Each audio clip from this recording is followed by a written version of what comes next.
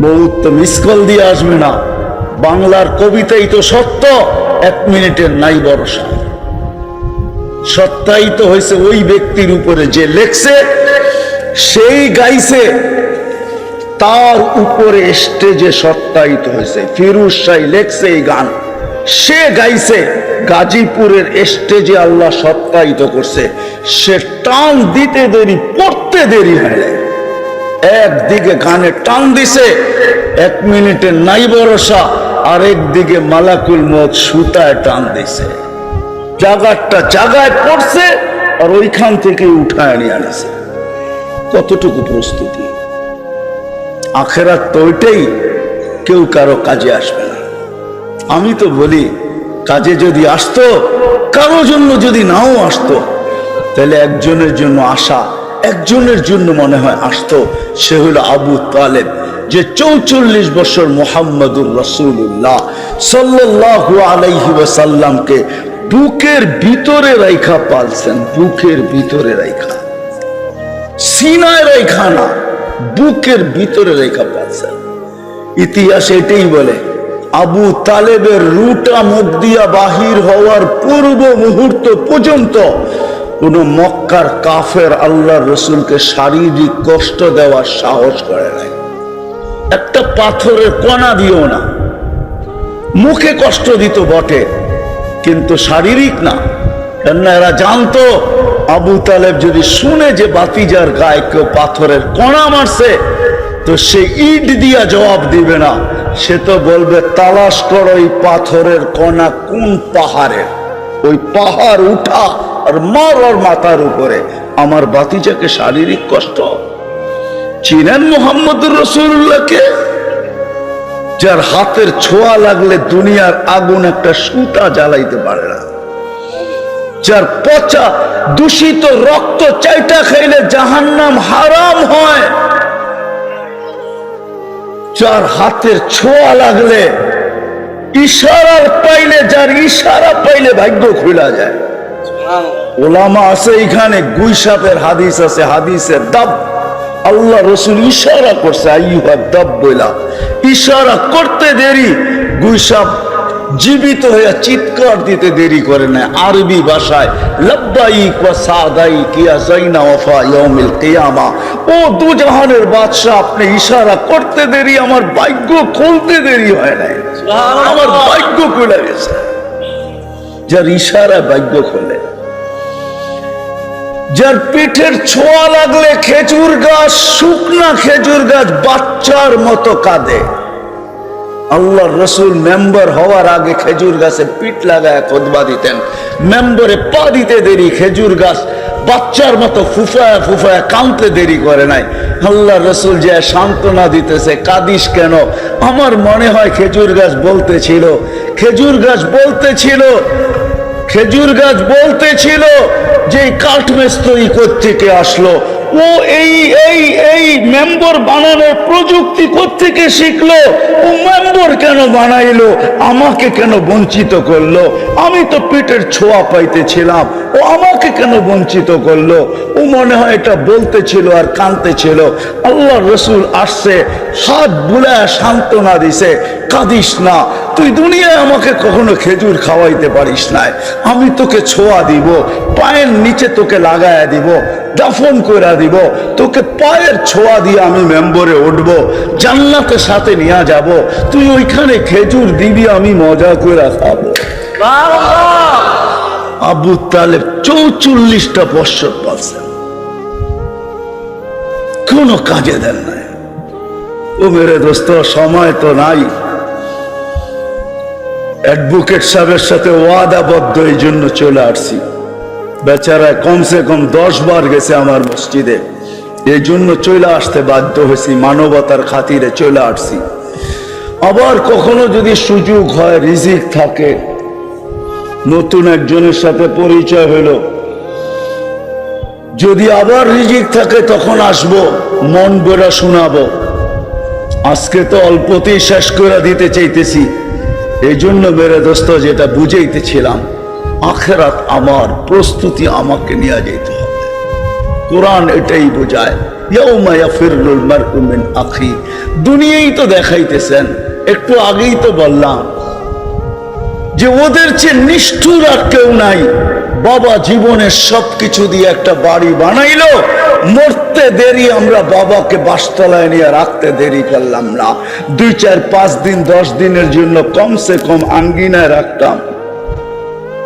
তো যেটা বুঝাইতেছিলাম আপনাদেরকে, প্রস্তুতি নিয়ে যেতে হবে। রাজি? প্রস্তুতি নিতে রাজি? রাজি সবাই? কি আমার কথা বোঝেন না? প্রস্তুতি নিয়ে যেতে হবে। প্রস্তুতি নিয়ে গেলেই কিছু পাওয়া যাবে। আমি চোখে দেখা বলতেছি, চোখে দেখা, শুইনা না পড়া না। প্রস্তুতি নিয়ে যাবে তো ফেরাউনের বাড়ির কীতদাসীর কবর থেকে সুঘ্রাণ বাহির হয়। ওই ঘ্রাণ আমার নাকে এখনো আছে, এখনো। নিয়ে আসেন মেশিন, আমি ওই ঘ্রাণ বের করে দিব আপনাদেরকে। এখনো তার কবর থেকে সুঘ্রাণ বাহির হয়। জর্ডান আর মিশরের বর্ডারে ওই কবর রাখা আছে, ওই কবর থেকে এখনো সুঘ্রাণ বাহির হয়। আমি তো দুনিয়া ঘুরে বলতেছি আপনাদেরকে। বেলালের বাড়ি দেখলে এখনো চোখে পানি আসে।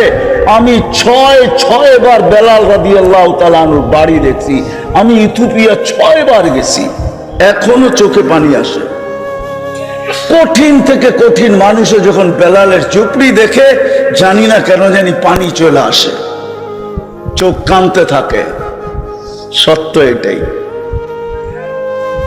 এই জন্য মেরে দোস্ত, প্রস্তুতি নিয়ে যেতে হবে। রাজি প্রস্তুতি নিতে? ওয়াদা না? সবাই জোরে বলতে চায় না। প্রস্তুতি নিয়ে গেলেই পরিচয় পরিচিতি পাবো।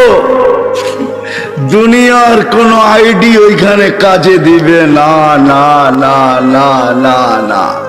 যদি হইতো তাহলে অনেকের কাফনের ভিতরে অনেকগুলা চিঠি পাওয়া যেত, যেগুলা দিয়া দাও ফেরেশতা যেন পয়রা পয়রা দেখে ব্যক্তিটা কে, কাকে কবরে দিলাম। হায় হায়, সত্য তো এটাই। নাইলে ওসমান কোনদিন কবর দেখা চোখের পানিতে বুক বাসাইতেন না।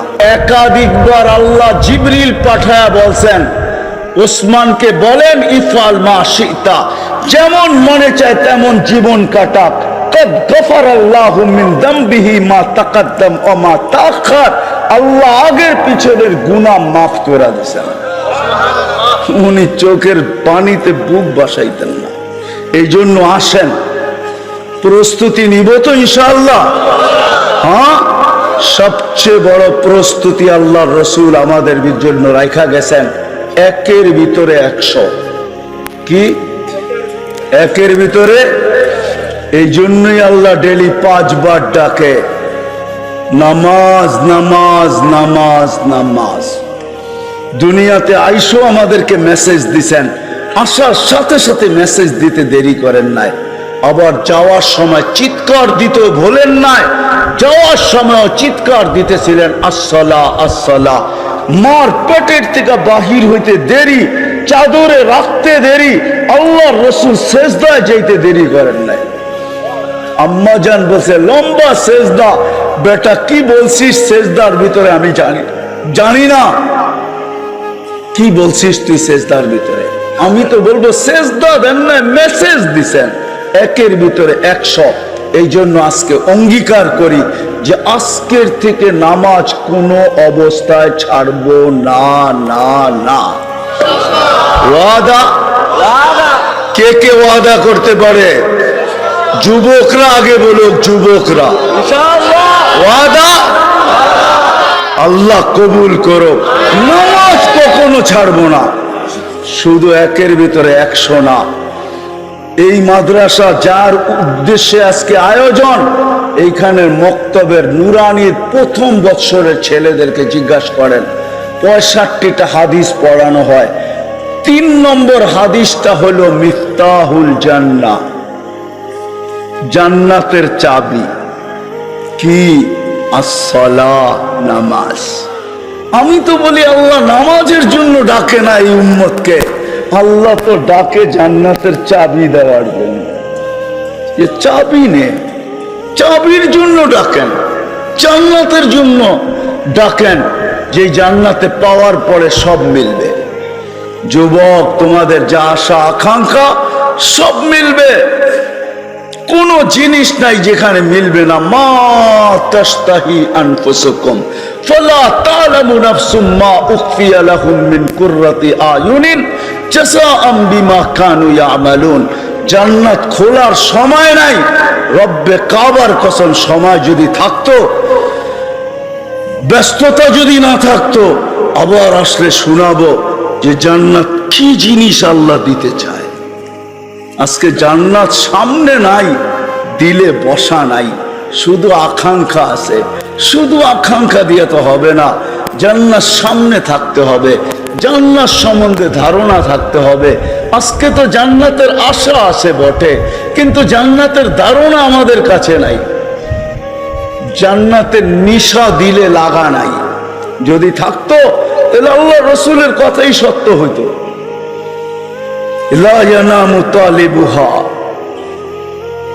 জান্নাতের জান্নাত যার দিলে বসা গেছে সে কখনো ঘুমাইতে পারে না।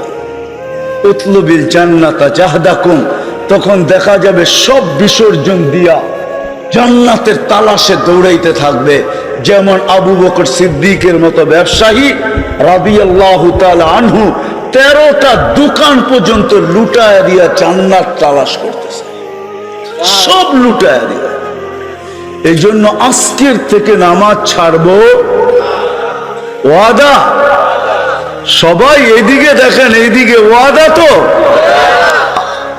আর সর্বশেষ একটা কথা, উঠাউঠি কেউ করবো না। চলে যাবেন উঠা না, হুজুর আসতেছে বয়ান করবে, কিন্তু আমিও আপনাদের কাছে দরখাস্ত রাখতেছি, হুজুর বয়ান করার পরে যদি আপনাদের কাছে হাত বাড়ায় তো আপনারা এই মাদ্রাসার জন্য সহযোগিতার হাত বাড়াবেন তো?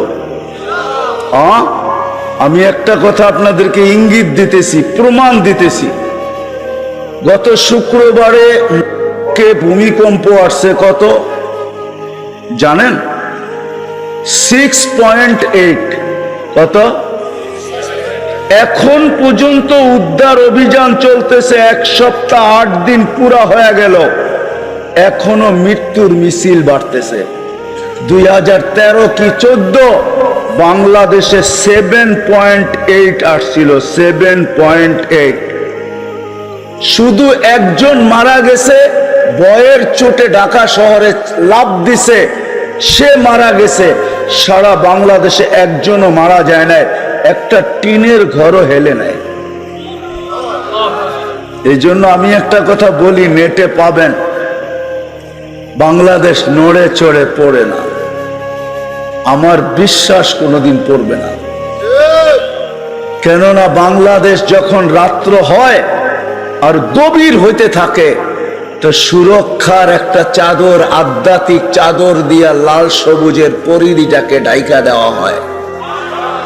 সেই সুরক্ষার চাদর হলো এই মক্তবার হেফজোখানা গুলা, মাদ্রাসা গুলা। 40,000-এর উপরে হেফজোখানা আছে, যারা রাত্র 4টার সময় ওটা কোরআন পড়তে থাকে। এই জন্য আরেকটা জিনিস আপনাদেরকে আমি জানাই, বাংলাদেশে যেই কোটা বড় বড় ভূমিকম্প বাংলাদেশের অস্তিত্বের থেকে আজ পর্যন্ত হয়েছে, সবগুলা শেষ রাত্রে হয়েছে, একটাও প্রথম রাত্র দিনের বেলা হয় নাই, সবগুলা শেষ রাত্রে। কেন জানেন? কেননা ওই সময় সুরক্ষার চাদর দিয়া পেঁচানো হয়। ব্যাদ করতে পারলে না বিপর্যয় ঘটবে, ব্যাদ না করতে পারলে, দেওয়াল যদি ব্যাদ না করতে পারে তো বল হয়তো পিছে যায়, নাইলে ডাইনে যায়, নাইলে বামে যায়। বাংলাদেশের এই সুরক্ষার চাদর আজ পর্যন্ত না ঘূর্ণিঝড় ব্যাদ করতে পারছে, না কি বলে এটাকে ভূমিকম্প ব্যাদ করতে পারছে। আজ পর্যন্ত কোনো বিপর্যয় হয় নাই। যতদিন পর্যন্ত এগুলা থাকবে কোনো বিপর্যয় ঘটবে না। এই জন্য হুজুর চলে আসছে, যখনই আপনাদের কাছে হাত পাতবে আমরা হাত বাড়াবো তো, কি সবাই রাজি? আরে ভালো মতো তো দেখায় না, এরা দেখি। আল্লাহ আমাদেরকে কবুল করেন।